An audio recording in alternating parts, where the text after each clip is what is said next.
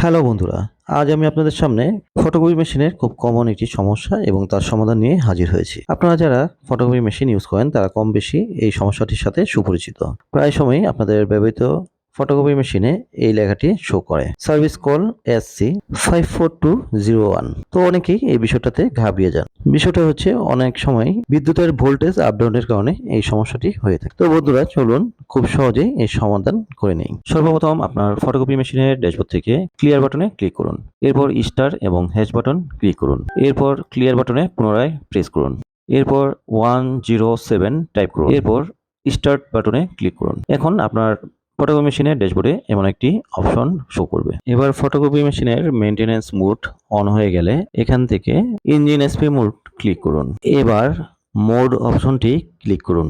এবার স্ক্রল করে নিচে গিয়ে 810 নাম্বার সিরিয়ালের এসসি রিসেট এই অপশনটি ক্লিক করুন।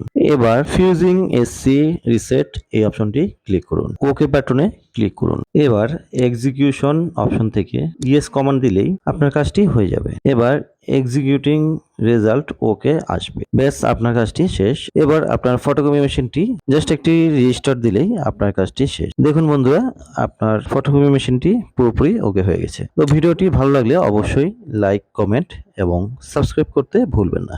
ধন্যবাদ।